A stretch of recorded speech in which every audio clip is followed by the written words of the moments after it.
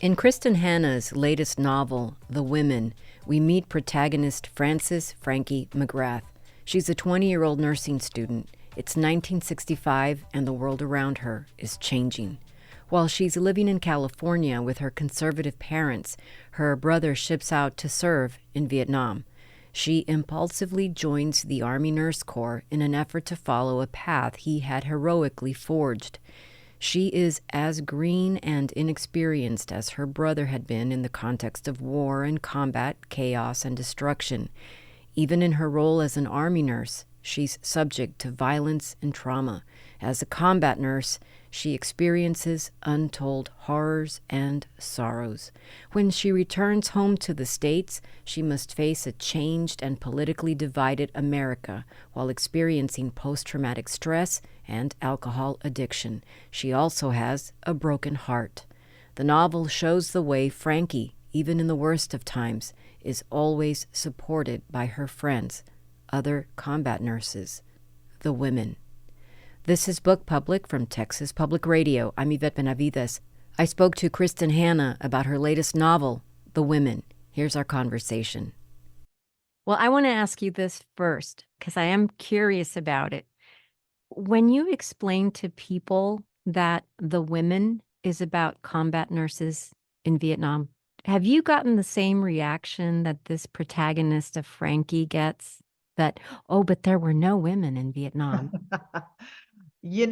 Honestly, thank goodness I have not. I think we've come a long way, and we know a lot more about where women are. And for the last, I don't know, decade, I think myself and a lot of other writers have been really focusing on women's lost stories and inserting women back into the historical landscape. So I think we are a lot more aware that women have been in combat for quite a while.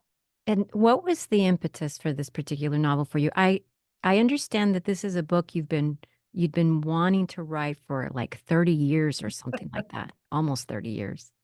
It is, and it's really the only book that has stayed with me and been in the back of my mind and been sort of a part of my hopes for writing for most of my career.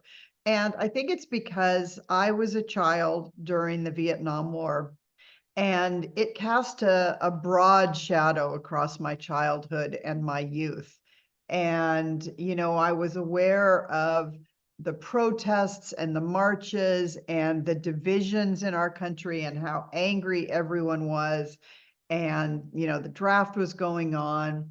And my best friend, her father was a pilot who went to Vietnam, and he was shot down and missing. And so I started at about 11, I think, wearing a prisoner of war bracelet with his name on it and the date he was shot down. And the idea was that we would wear these bracelets until the missing service person came home. And so I wore this bracelet for years and years and years, which meant that his name and the fact of his being shot down was with me all the time. And so I was very, very aware of that and sort of waiting along with his family for him to return. And then later on, I also saw how the Vietnam vets were treated by everyday Americans when they came home from war. And it was such a difficult time. And I have just always wanted to go back and look at that era and write about it, from an adult point of view, and try to understand, what lessons there are to be learned from then, and really just to honor the vets who came home and pretty much received not only no gratitude and no thanks, no honor, but basically were told, just disappear into the landscape. We don't want to talk about Vietnam anymore. Wow, well, two things I'm thinking about. In your acknowledgments, you do mention Colonel Robert John Welch, an Air Force pilot who was shot down in Vietnam on January 16th, 1967. And his name is mentioned in a later chapter in the novel where there's a student organization selling. I find that tribute so moving and so beautiful. And secondly, this idea about the response that the Vietnam veterans received when they came home. Going into the novel, I thought, surely Frankie's parents won't do that to her. Um, her motivations for going to Vietnam, well, they're very complex, but at the heart of it is that her brother Finley has died in Vietnam. And also, she's aware of the way that her father admires the men from the family who have fought in wars and served in the military, but he just can't seem to give that same kind of admiration over to Frankie. No gratitude, no acknowledgement. Was this something that your research showed you, that even within families, perhaps the women especially could not be accepted as heroes or as having done something heroic? Yes, I mean it is so prevalent in the memoirs that were written by the nurses who were in Vietnam and that served as sort of inspiration and research for this novel. And it's so surprising because we really can't imagine it now. And in fact, even having lived through it, even, having been aware of this my whole life, when I went in and started researching how the vets were treated when they came home, both male and female, it was really shocking, the number of them who said that they were spit upon or that taxis wouldn't pick them up or they were, flipped off or yelled at. And it seems so impossible today to believe, and yet it is exactly what happened. That is exactly what happened. So these memoirs that you mentioned, well, the last time we spoke about your novel, The Four Winds, you and I talked about how meticulously you research for your books. And once again, it's so obvious here that you did some really deep diving in your research. I'm thinking about all kinds of things related to the everyday life of the combat nurse in Vietnam, the things they experienced when they visited the villages, the surrounding villages around the camps or orphanages, the mess hall food, the entertainment in the officers' club, and even what an R&R experience would be like, to say nothing of so many details about the fighting, the helicopters, the kinds of wounds the soldiers suffered, and the things that nurses like Frankie and Ethel and Barb had to see to, and the PTSD and the addiction and what members of the military faced again when they came home from Vietnam. That was not just this inhospitable response, right? Not just this kind of um, the spitting and this kind of anger or indifference, but the things that they were enduring, the PTSD and the addiction on their own. Your research, so you mentioned these memoirs. What other kinds of research did you do? Well, as you point out, it was a big topic because I really wanted to show the era in full, what was going on in the United States while they were at war, what was going on in the United States when they came home, what it meant to have undiagnosed, untreated, unhelped PTSD, and to not be able to get help for it. There was just a lot going on. And then, of course, as you point out, the whole Vietnam at war segment. And so in the back of the book, you'll see I listed several memoirs. Many of them are from nurses, but not all of them. They're from, wives of prisoners of war and the group that worked to bring the POWs home, as well as the nurses and some doctors. And really, it was just trying to recreate this world and this era as closely as I could and tell the truth and be historically as accurate as physically possible while still telling a story that was powerful and compelling and, difficult to put down. And I was really lucky. Once I finished the first draft, I realized that I sort of desperately needed help from someone who was there, because I wrote this book during COVID, so I was unable to go to my, location. So I had to really, even more than usual, rely on research to write this book. And so after the first draft was done, I went in search of a nurse who could help me and sort of clarify and let me know if I'd gone wrong in any instance. And I was so lucky to be able to connect with a woman named Diane Carlson Evans, who wrote a book called Healing Wounds about her service in Vietnam as an Army captain and, her coming home. And she was just an invaluable resource for the story and for the characters and for the setting. And even more than that, she was a real inspiration that connected me with the community of female Vietnam vets, and they all sort of welcomed me in, and I was able to go to Washington, D.C. in November for the 30th anniversary of the Women's Vietnam Memorial, which Diane is the founder of.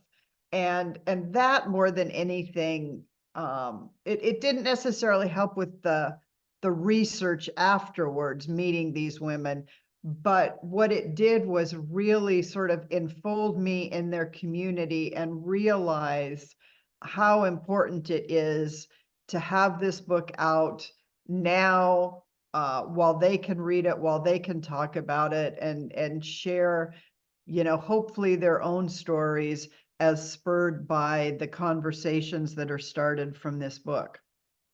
That's incredible.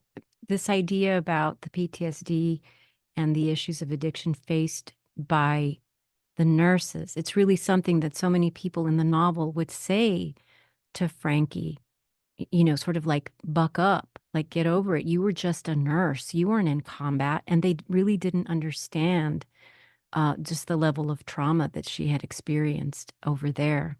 And I really loved reading about this camaraderie and this deep, long-lasting friendships of these women from this book, Ethel and Barb and Frankie. I mean, these women are true blue, aren't they? And perhaps in the novel, the only sure thing Frankie seems to have, even if they're at certain points in the novel, physically far apart from each other, it's just beautiful. I mean, this novel is heavy, right? It's heavy and it's about some heavy, weighty things, but there's a gorgeous friendship story here. There are stories about love and mothers and daughters and fathers and daughters and, sisters and brothers. And I have to say, I love the details about the more quotidian things like the fashions, the period. At this time, the bell bottoms and what is it, the peasant blouses, Frankie's little Peter Pan collar dress, from a decade before. And also the descriptions of Barb's afro or the twiggy pixie cut and the center parted, long straight hair, and the music. The music, I mean, when every time I would sit down to read the book, I would have this earworm whenever I closed the book. There's so much going on that just puts you right there during this very specific period. So there's a lot too that's just so much fun to absorb and just to be sort of immersed in this world from another era. It's really gorgeous.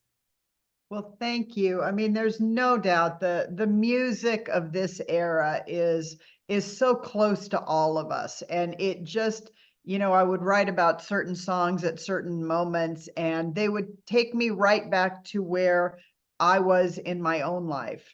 And you're right that, when I think about this book, I really think that, while this is obviously Frankie's journey from being a naive 1950s era young woman to the serious combat nurse who finally learns to sort of stand on her own 2 feet and fight for what she wants and what she needs, and then is able to, turn around and help others.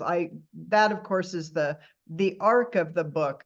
But I think the real beating heart of it is this female friendship, and these three women who probably never would have been friends, in ordinary life, coming together in the chaos, and the horror of war, and just forging this friendship that really comes, I think, to define who Frankie is and her life. And it's interesting because, we always see and hear and read about male camaraderie during war. And I think, obviously my thought was that is very true of women, but also that when women make these kinds of, friendships under fire, I believe they last a lifetime, whether you see these people all the time or see them infrequently. The fact is that the bonds that are formed last, and women, tend to them and need them. You're exactly right. It is the beating heart of this. I mean, there are profound love stories in this novel, but maybe the strongest one is the one that has to do with these friendships. It's an incredible story. The novel obviously is really grounded in the history, the real events of that time, the anti-war protests, politics during LBJ's administration, and then Nixon. There were a few times while I was reading when I would look up from the book and remind myself that this was late 60s, early 70s, and not 2023, 2024. What's important to you about history? History, let's say in this particular novel, and putting it squarely in places and situations in the past that are so instructive for us today. That's so true. And in fact, we were speaking earlier about how long I had wanted to write this book, and how long I had, had this idea in my head. And it wasn't really until March of 2020 that I realized, like, maybe the moment for this book had come. We were in Seattle. I live in Seattle, and on a small island, and we were in lockdown from COVID, and the pandemic was, just gearing up, and it was such a time of sort of fear and isolation. And, in watching the news, the level of discord and anger, and the political drama going on felt to me so much like the Vietnam era. The first time really I could remember in my lifetime that we felt like we were, that at odds as a whole country. And so I was aware of, that. And then I'm watching our nurses and doctors, who are really on the front line of the pandemic, being exhausted and worn out, and, sort of pushed to the edge and traumatized, and not really getting the support that they need, to keep going, not even getting sort of universal gratitude for what they were doing.